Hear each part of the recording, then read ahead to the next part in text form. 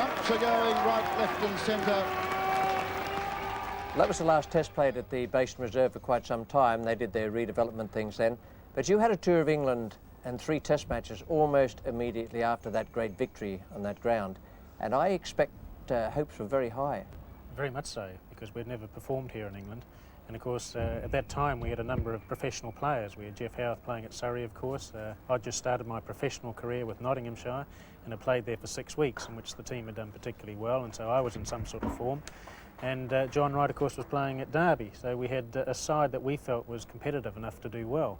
But as the series went on, we lost all 3 rather badly, and there was a time when we had uncovered pitches too, when the weather sort of deteriorated and rains came down. If we had bowled a ball during the day and left the field, then the pitch remained uncovered. And we got caught at Trent Bridge in the second test like that, unfortunately, and Botham and Willis really throughout the series dominated and made life difficult for us, and really we didn't compete in that series, and it was very, very disappointing. And gets a very good ball and he's out, caught behind, and Bob Taylor hung around there for a while, but up went Constance Finger and HADLEE has taken his first wicket.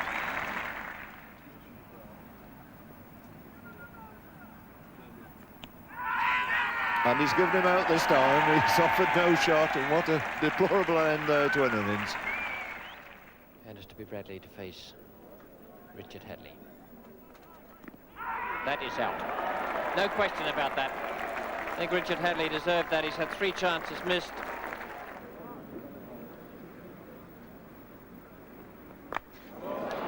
It should be out. Richard HADLEE's getting under it to make sure.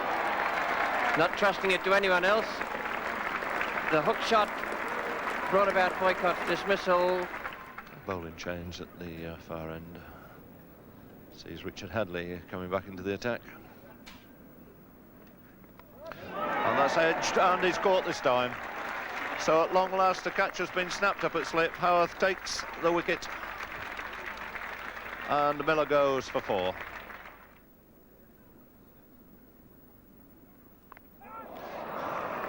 So at long last he gets, once again, his just desserts. Admirable spell of pace bowling by HADLEE. Finally a count in there for Bob Taylor.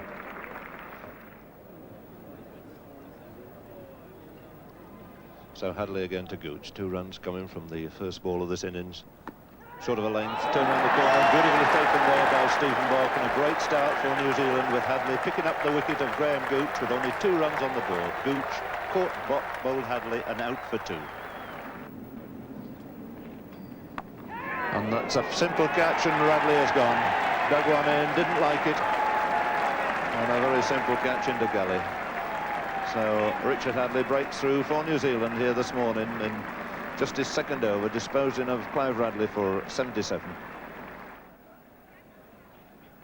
And the shout is there, and he's gone for 33. Richard HADLEE deserved that. 249 for 5.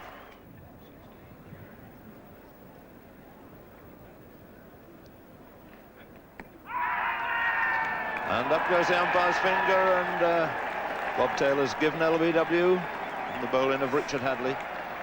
Looked slightly disappointed there. But New Zealand really on the rampage now. 258 for 7, and Taylor goes for 1. LBW to HADLEE.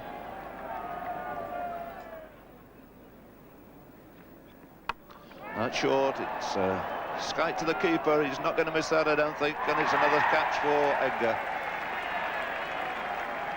So Edmonds falling for the bouncer. It's 5 wickets now for Richard HADLEE, and this is a really excellent performance.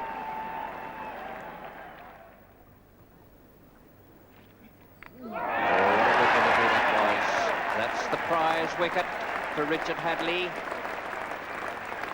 And Geoffrey Boycott has gone for 4. Bowled HADLEE. England 14 for 1. Richard HADLEE will be G'd up with that success. New Zealanders will be on their toes. What a great performance. He's on a hat-trick. And suddenly the game comes alive. That was Richard's last wicket in the series, England winning the match by 7 wickets and the series 3-0. Well, that's England, and you had to put that behind you fairly quickly. You then 34.